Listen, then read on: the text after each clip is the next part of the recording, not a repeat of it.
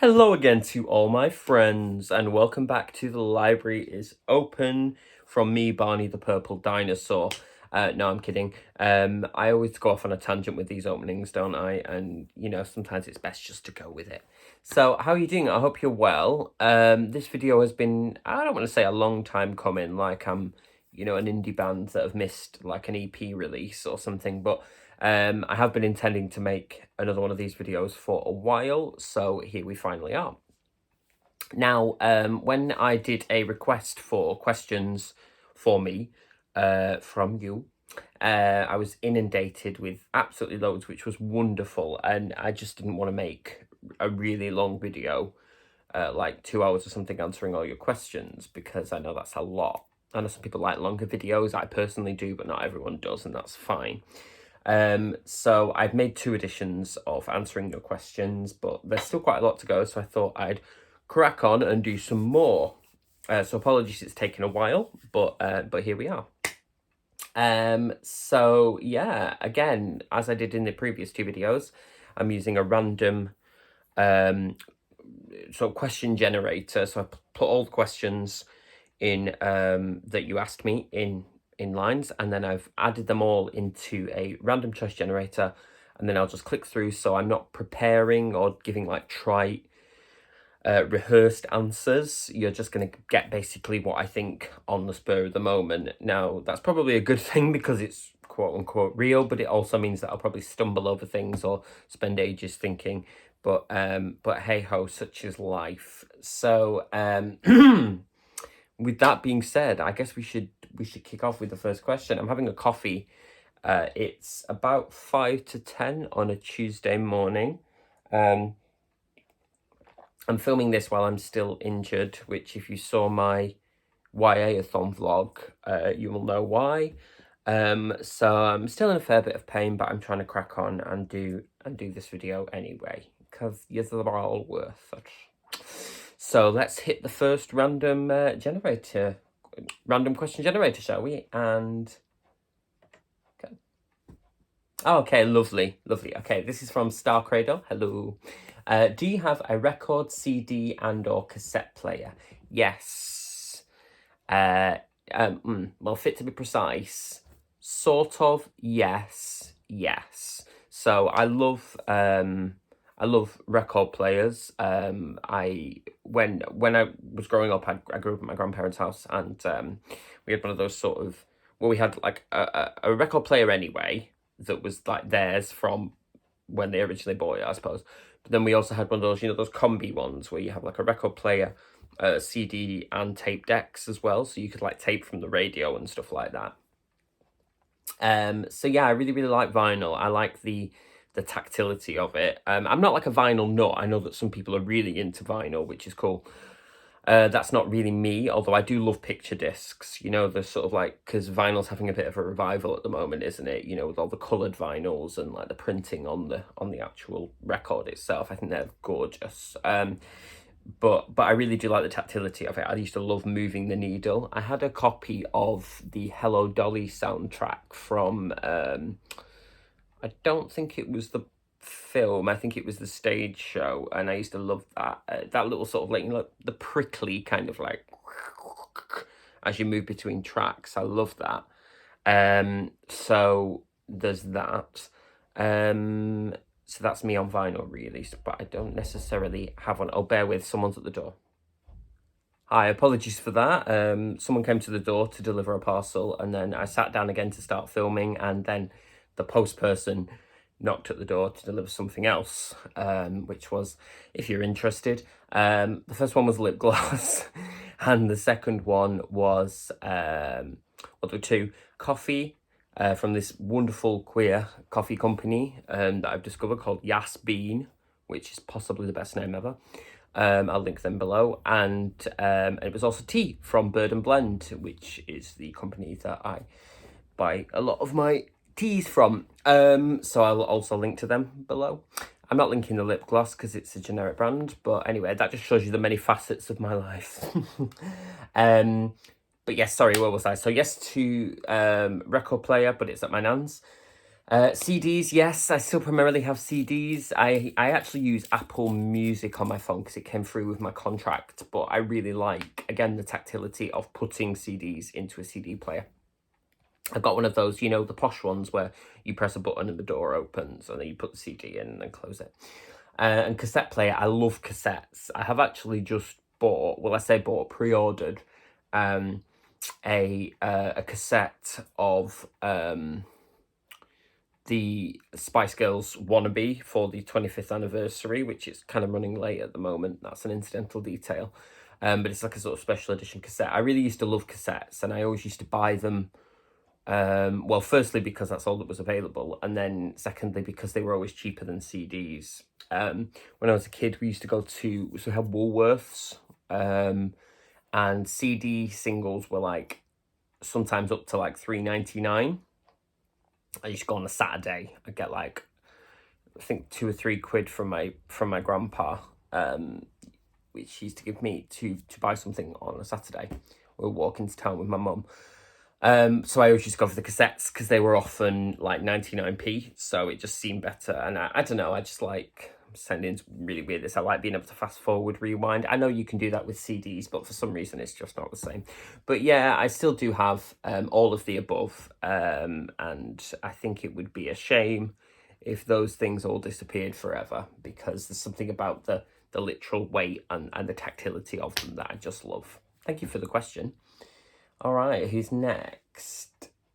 Oh, it's Star Cradle again, which is delightful. Thank you. Your favorite fictional detective? Whoa, that's hard. That's really hard. I'm going to go just off books because this is a book channel rather than like TV ones. I think it's going to be a toss-up. I think it will either be MC Beaton's Agatha Raisin, just because I think she's a wonderful creation, deliciously, I'm going to say deliciously un-PC, but I don't mean that in the way that when some people say un-PC, they just mean that that's an excuse to be cruel or to express horrible opinions about other people. You know, that's like, oh, PC gone mad. It's like, no, it's called treating people with respect.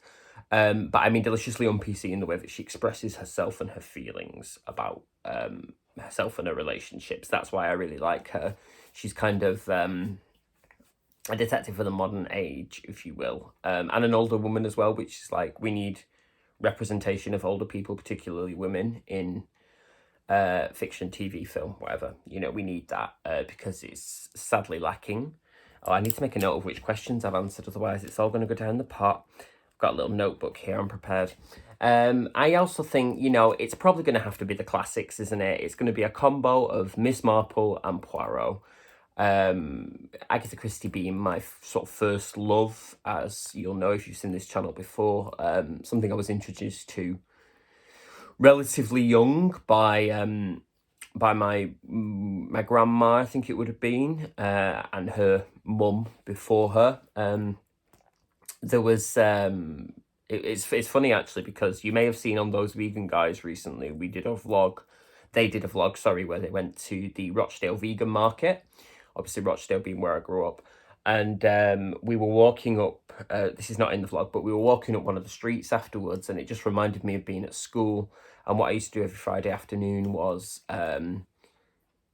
walk from school into town, so it's about 25 minutes, and change my library books. And basically it was like getting a new Agatha Christie or a new couple of Agatha Christie books, preferably Poirot and Miss Marple. Well, Miss Marple first originally, then I got into Poirot, and now it's like a combination of the two.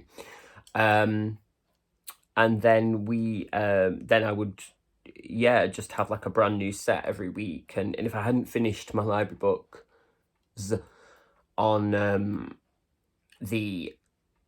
by the end of that week, I would just walk into town reading it to try and finish quickly enough. Thankfully, I didn't have to cross many busy roads, otherwise I could have come a cropper. But no, yeah, that was a really special time, and you know, I think that that kind of solidified my relationship with those books in many ways. So yeah, lovely question again. But then again, you know, I love crime fiction of all kinds, so I'm not overly fussy, but they're the ones that spring to mind. We used to go to, oh, sorry, this is a long answer. We used to go to Torquay a lot, actually, as kids. I say it a couple of times. And obviously the English Riviera is the home, or rather the sort of spiritual home of Agatha Christie. And so I made my nan once do the trail with me. You can walk around Torquay and like see all the locations where she set things or wrote some of the books and stuff, and the statues and so on and so forth. And that was lovely. So, you know, I've put the work in to be a Christie fan. Let me just tell you that. Okay. Next question. Excellent. So Trudy McBurney, hi Trudy. Did your life change much after Basic Instinct? Why, yes, it did, Trudy. And I would also like to add, apropos of that it is a miracle that I can walk at all. If you're not familiar with that, absolutely fabulous. There's an episode with Patsy being interviewed after a sex scandal with an MP. And Hello Magazine come to interview her, and they think she's somebody else. So they ask her all these questions, one of which is, did your life change much after Basic Instinct? And the other one is it a miracle that you can walk again? Hence my answer. It is a miracle that I can walk at all. But great question. If I was going to ask somebody a question, I would definitely have typed that. So Trudy, me and you, spiritual. Thank you. Next one. Oh, this one's from Bev. This is a good question. This is kind of deep. Given the length and breadth of literature through the ages, in an imaginary Doctor Who kind of style, I love the specificity for one. Which book would you like to have written? You can choose one in each century. Wow, Bev. This is going to be one of those ones where I have to really think, isn't it? But it's a wonderful question. All right, do you know what I'm going to do? I'm going to narrow this down into the 18th century. No, the 19th century, the 20th, and the 21st, just for time.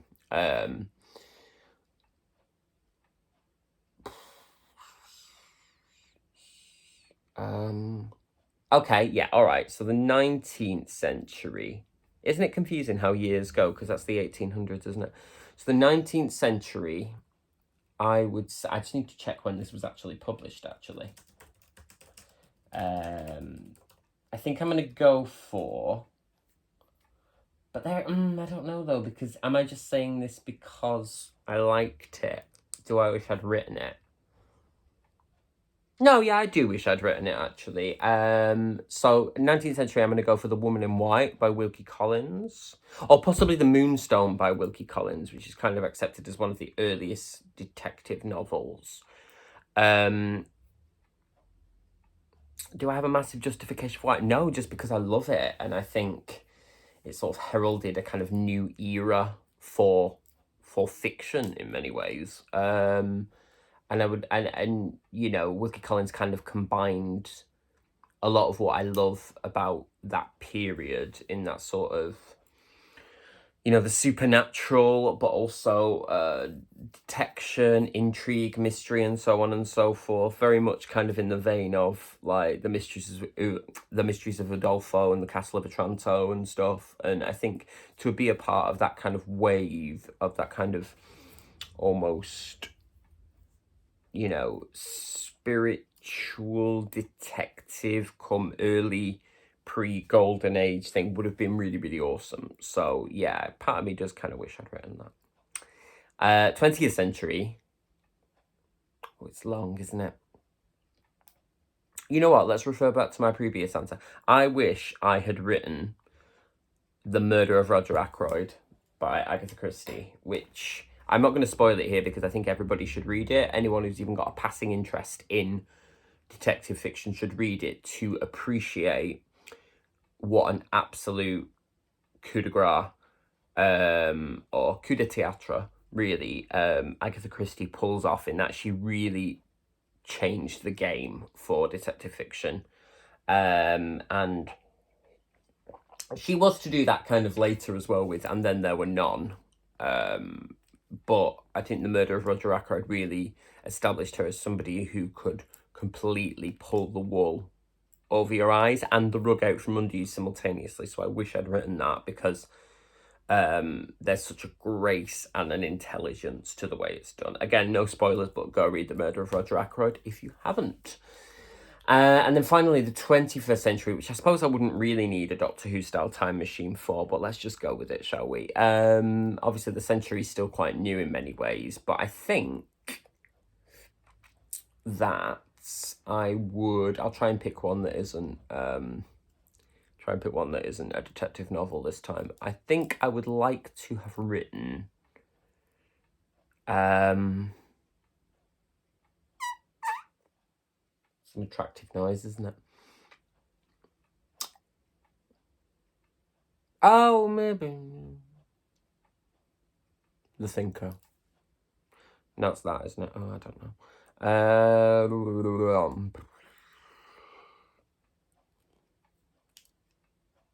Okay, I'm going to go with Bernardine Evaristo's Go Woman Other, but obviously I couldn't have written that necessarily, but I suppose in a fantasy world, just because of, again, the ingenious way that she, if you haven't read it, you should, by the way, the ingenious way that she manages to do some beautiful representation of people in a kind of new and exciting way that sort of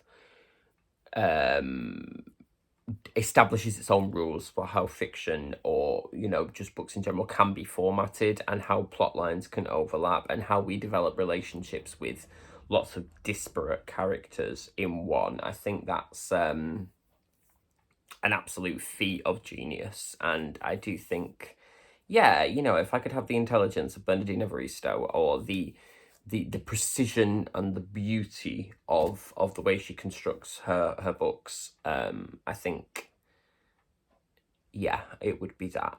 I mean, those are all subject to change. Ask me again on another day, and those answers will probably be different. But for now, that's I think that sums up where my head's at. So thank you, Beth. That was a great question, albeit a thinker. Next up, great question, Emma Slito. How, when, and why did you start your vegan journey? Crikey. Okay, so funny enough, I started my vegan journey at roughly the same time as those vegan guys. For those of you who don't know, Paul and Jason from those vegan guys are my best friends. And it's a credit to Paul, really, in many ways. We were just having a conversation. We had, I'd been vegetarian from the age of about 13, 14. I'd come to that decision. I can't really remember why I'd come or how I'd come to that decision, but I just knew that I didn't want to eat meat anymore, so I stopped. And almost overnight, it never really bothered me because I wasn't a huge lover of meat anyway, so it was no detriment whatsoever. I mean, I think I only actually used to eat like chicken and beef, and they were like family things, like family events and so on and so forth, and it was just what you ate because it was put in front of you. But I had no problem giving them up. Anyway, so that had been a while, so from being about 14, and I can't even remember how many years I've been vegan now. Is it 6 or 7? It's the same number of years as those vegan guys, I should say. Is it 7? Possibly. And what happened was, quite simply, Paul called me one day. We were having a phone conversation, and he mentioned that they were going vegan. And sort of inspired by that, or some sort of synchronicity at the time or something, I just went, yeah, that's a good idea, me too. And that was it, really, and it just kind of went from there. So I suppose, I mean, that's not a great vegan origin story, is it? And I think actually, rather than having a sort of moment of realization and doing all the research into it, watching all the documentaries, really doing the deep thinking about it, actually came when I'd already made the decision. Although I do suspect that having worked previously in community and sort of local activist work around like queer issues and stuff like that, I think that the cogs were already turning, that oppression is all the same, and that if I was going to be against one kind of oppression, I have to be against all kinds of oppression because they all have the same root. And so to deny one, so to sort of single one out and go, oh, that doesn't count because I like the taste of XYZ, just seemed, it didn't it didn't work for me. It didn't make psychological sense. So the decision to be vegan it wasn't made on a whim. It was readily committed to straight away, and I just went kind of cold turkey, as it were, which is a somewhat ironic phrase, I know, for veganism, but yeah, it was just sort of a foregone conclusion, and from that day, I've never eaten animals since. So yeah, good question, but I mean, I hope that was a satisfactory answer. I'm not sure that it was. I think it was a bit flim-flammy, but great question. Thank you, Emma. Okay, let's see. From Kim Peterson. Hello, Kim. Where do you live and who do you live with? Interesting question. So at the moment, this sort of kicked off properly with the pandemic and stuff. I actually live with my mother again at the moment, and also my brother and my mother's partner in my kind of childhood home. I've had a weird life no, not a weird life. I'm not, Marco Polo, but I've had a sort of potted living history. I've gone away and come back, gone away and come back, gone away and come back. And then when we sort of got into the pandemic, I thought I want to sort of ride this out, as it were, with my family, because my mum was and is a sort of high risk person, and she actually did end up developing COVID. So it was kind of lucky in many ways that I was kind of here. But I am looking to move on relatively soon, just to sort of live on my own again. But I've lived quite a few different places. I lived in Liverpool, I lived in Manchester city centre, I lived in London briefly, spent time, lived in Scotland, a little bit all over. And, I mean, I don't really feel the sort of stigma of living with my family,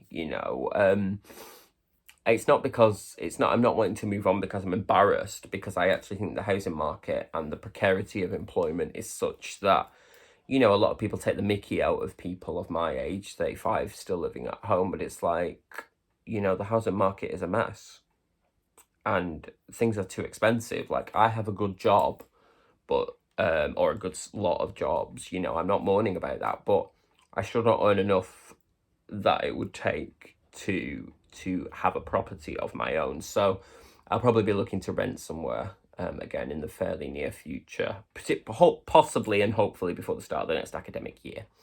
But we got on really well, and the only reason I'd want to move out is just to have my space again. I like time on my own. I'm very, very happy to be solitary. Like, I go on holiday on my own, or I have in the past, I should say. That doesn't bother me at all, and I like being able to sort of spread out, as it were, both literally and metaphorically. So yeah, that's who. It's Mummy Darling and my brother and my mum's partner. That's who I currently live with for the time being. Hopefully in a year this will be out of date, though.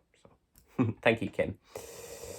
One from Star. Do you recite your poetry in private before settling on a final draft? Yes, I have an interesting approach to sort of crafting my written work, both poetry and prose for plays and stuff. I've actually just been working on a couple at the moment, interestingly. So I wrote A Haunting, which is a poem about the spectre of like metaphorical ghosts. Sounds a lot more intelligent than it is. Which is being filmed in September by a wonderful filmmaker who's actually an ex-student of mine from New York, who's coming out to Manchester to film that. And I wanted to think a lot about ghosts of our lives. I recently wrote one for I did an event, a gig with Paul from Those Vegan Guys, called the Bumhole Monologues, and I wrote a piece called Deadhead Sticker on a Cadillac, which is inspired by Boys of Summer, by Don Henley, which was about based on true events about sexual assault. And then most recently, I've been putting the finishing touches to a new play, called Algebra, which explores the relationship between a gay cis-identifying man and a non-binary person, and the sort of it's over the course of a long weekend, and they're kind of shifting relationship, politics, socialization, so on and so forth. But yes, I do. To get back to the actual question, that was just to give you a bit of context. I do recite things aloud because I write very rhythmically. That's the way it makes sense to me. So I have to.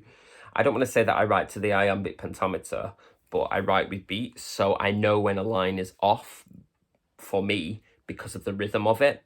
So I spend a lot of time working out the dun dun dun dun dun, the beats, and then I know where I need to make edits and, you know, sort of switch things around in order to make things flow properly. Flow is a big thing with me, flow and rhythm. So I spend an awful lot of time reading aloud, getting the words into my body, which is one of the things obviously that we do as actors, get the words into your body, because otherwise they're not, you know, otherwise they just become prose, don't they, as opposed to an active thing, and I want all my work to be active. So yes, I do. I read it a lot to myself, and then I record it sometimes, listen back, go, that beat is wrong. We need to tinker there with what that rhythm is. And that's kind of how I do it. I drive myself crazy a little bit, but, you know, anything creative is like that. Turning something from good to very good is fairly easy with big shifts. Turning something from very good to excellent, in your own personal opinion, which is the most important opinion, I believe, is a series of little tinkering moments that really make those tiny little subtle shifts and just push it over the edge. So great question. Thank you, Star. Sorry,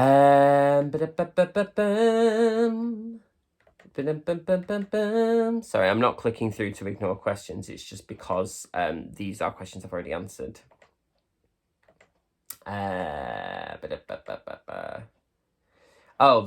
do the last one for now, because we're getting on a bit, aren't we? So Jill Woolley, thank you, Jill. What education path did you take after leaving school? Well, many and potted. So when I first left school, I was working at a youth centre, and I went to college to do basically childhood education and youth studies, which I did for a while. So I worked in schools, I worked for the youth centre, I worked in baby units, special educational needs centres, so on and so forth. That was what I planned to do. And I planned to do a degree in youth work, because that was my kind of trajectory. And I had a place to do it at Manchester Met. And then I didn't do it. I got the place, had the interview, was all confirmed and everything to start in the year that I would have started. And I knew that there was something that I'd ignored, which was that I wanted to work in performance, which had never really been a sort of, I don't want to sort of say that my family discouraged me, but there was a lot of in there about class and the precarity of the profession. I mean, these days every profession is precarious, so it wouldn't have mattered so much necessarily, but at the time there was a lot of stigma to that, and you know, my family, with the best of intentions, just didn't want me to be poor. But jokes on them, I ended up poor anyway. So I took some time out, during which I went back to college to do musical theatre, which I did a BTEC in musical theatre. And then immediately after that, I started working as a performer. I was very lucky to get, I'd done amateur theatre as well. I don't mean to dismiss that. I think amateur theatre is so important to the theatre industry. So that was a wonderful learning curve and really solidified what I wanted to do and how. I did my BTEC, and then I was going to go to drama school that year, and I actually ended up getting a job, so I didn't go. I just started working. That was around the time, just after that, I formed Pink Triangle Theatre with Paul Jason, which you may have heard about before. It was a touring theatre company that dealt with issues around equal rights and working with children and young people to empower them, particularly around LGBTQIA issues. I did that for a while. I did short films, I did TV, I did theatre. You know, I was really lucky to have a lot of very varied jobs. In the interim, I'd also started drag and blah, blah, blah. Or that might have been before, actually, I forget. Sorry, everything becomes a bit of a morass. And then eventually I decided to go to, I say eventually, like it was 20 years, it wasn't that long. I went to drama school, did my degree in acting, graduated with a first class honours, went into my first job, which was in Lower Stand, and then in Edinburgh, and then I was fairly lucky. I had a good few jobs, one after the other, just working consistently. And it was around that time I started to write as well and have my plays produced. I was very lucky. I'm not sort of claiming that, you know, I had any sort of superior talent or insight or whatever. I mean, I do have talent, I know that, but I don't mean that as in, I mean that as in this is what I do, so I'm good at it, you know. Yeah, I started to have my plays produced and started to make money from those through connections that I'd made at drama school and after. And then I decided I wanted my masters, so we got to the stage then where you could get funding for masters programs which hadn't been available before. So I did my MA in gender, sexuality and culture at the University of Manchester, which was great. I really loved it because my acting degree hadn't been academic at all, and I actually quite like writing. I moan about it a lot, like writing academically, but I really do like it. And yeah, and I'd started teaching at my current job by then, so I was kind of teaching like 2 days a week, I think, at the time. It's gone up significantly now. And I was doing my masters on the other 3 days, which was a massive culture shock, actually, realising that non-practical degrees have so few days of contact time. Because when I was at drama school, we were like 8 o'clock till 8 o'clock every single day. You know, it was an entirely practical training programme, which was absolutely needed, obviously. And yeah, and in the interim, so I did a bit of sort of everything, and things just kind of led from one to the other. I do intend at some point to do a PhD, probably, a doctorate. I'm not completely sure what in yet. It will be in theatre. My MA was gender, sexuality and culture, which was wonderful, and it actually informs a lot of the theoretical work that I pass on to my students now, which enhances their ability to critically engage with performance things. So I'm really grateful for that. And I just had a great time as well, you know, with that knowledge, having the time to have those conversations about, you know, critical things and so on and so forth. It was really, really a tonic that I enjoyed. So I don't think my educational journey is ever going to be over. And I don't think anyone's ever is, be that, you know, traditionally academic, be that in an institution or not. I think our education just continues and we just learn all the time if we're receptive and open to it. So, all right, final one now. I'll cheat. I'll do one more. This is from Kelly, lovely Kelly. I'd like to know if you would ever like to write a book. If so, would it be fiction? If so, which genre? Or non-fiction? If so, which topic? Ooh, this is a questions within questions. I love it. Well played, Kelly. I would love to write a book, yeah. I would love to, I would love for my plays to be published, to be honest, for one. But I've had articles published and sort of things in like journals and stuff, like peer-reviewed journals and stuff, so that's been cool. But I would love to write a book. Would it be fiction or non-fiction?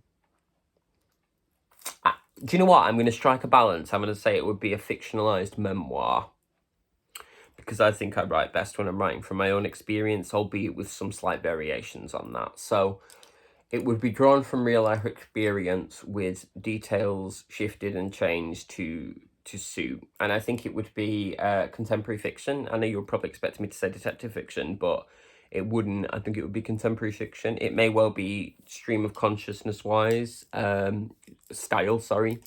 I might do something like that. Yeah, I would like to do that eventually. Even if it was just a collection of my writings, put them together, maybe an essay collection or something would be a good thing. But yeah, there is something about wanting to see my name in print. Maybe that's why I want to do a PhD as well, so I can publish my thesis. Again, on what subject, who can say? But yeah, great question. But yeah, I think memoir with fictional elements. Let's call it that, shall we? Strike a balance. Okay, we're going to leave it there for this one. So there will be another one, because clearly I just can't answer things succinctly. So I hope that's been okay.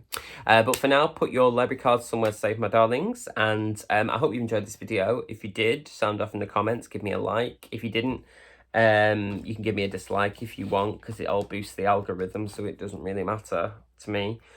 Well, it does, obviously. I want you to like it, but you know what I'm saying. You know, if you're going to troll me, it's like, if you're going to troll people and dislike the video, it just boosts the algorithm anyway, so you're just going to see it more often.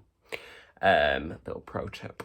But for now, yes, do take care of yourselves. Thank you so much for the questions. I will answer every single one of them eventually. I know it's been a while coming, as I say, but I will promise you I will get there. All right, until next time, as I say, put that library card somewhere safe. Do take care of yourselves. You know, still be safe, still be vigilant, and I will see you very, very soon, my loves. Mwah. Goodbye.